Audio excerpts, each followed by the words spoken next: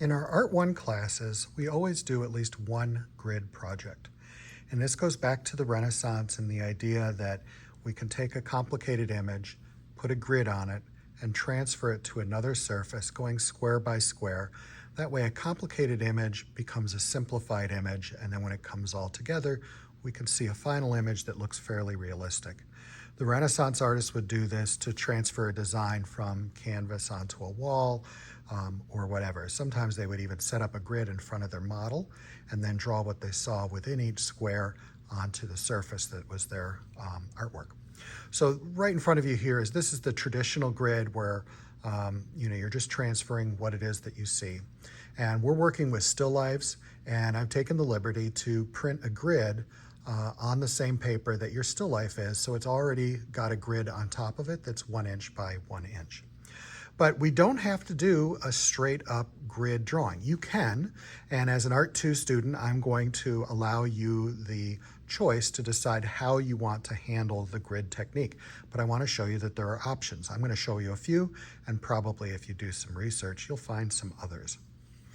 So one technique would be that you could do Post-it notes.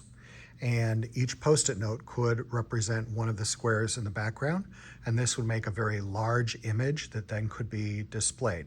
Now this was for obviously a portrait. Yours is a still life that we happen to be working on, but a grid can be used for any of these techniques.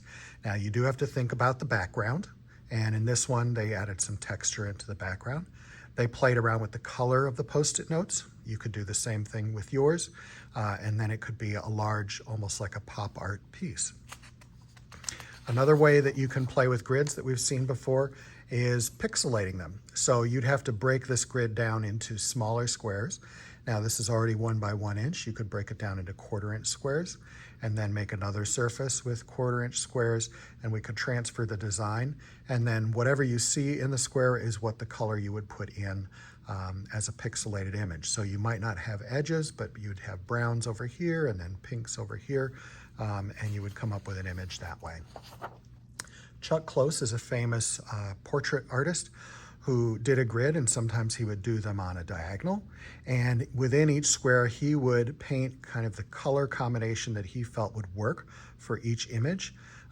So when you pull back, you can see a face, but when you're up close, all you see is the colors and shapes within the squares.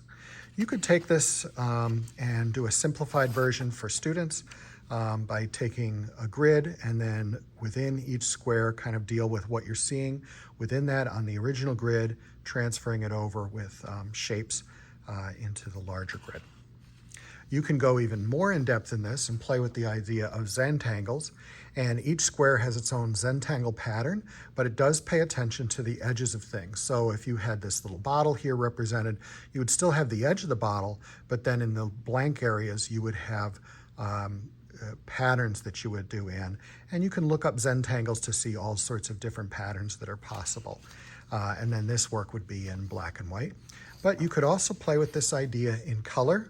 Each one of these squares is done with a different background. So we've got some black backgrounds, some brown, some pattern backgrounds, and then there are different techniques in each image. So sometimes there's oil pastels, sometimes there's watercolors, sometimes there's marker. You can see cardboard in here was used.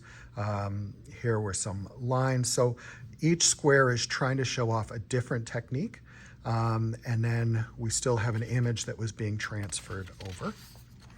And then you could also play with the grid and do warped grids. So you can have a regular grid here and then create a warped grid to transfer your design onto. It's almost the way Photoshop can kind of stretch out an image, but you would be doing it by hand, square by square, and putting it onto a final product. I'll try and create a link to a video that shows you how to do warped grids, and you can see that in the description below, and maybe I can have a tag up here. So these are some different techniques that you can use to grid your image. You need to figure out which technique you would like to use. But one of the important things is drawing a grid. A lot of times students forget that, when you do a grid, in order to have a straight line, you have to have 2 dots to connect. So if we were going to draw a grid on here, I would go ahead and mark on this side and figure out how large my grids have to be. And I would mark it off maybe every inch on this particular one. And if I try and go ahead and just draw a line from that, it's not going to be straight. So in order to make the grid, I actually have to have the line on the other side as well. So I would mark off every inch here, and that gives me 2 dots to connect. And then I will have lines that are straight and going across. So it's important, if you're going to be using just a regular ruler to draw your straight lines, that you have 2 dots to connect, that you've measured from both sides, and then you will get a grid that would be perfect. Another option is if you have T-squares available.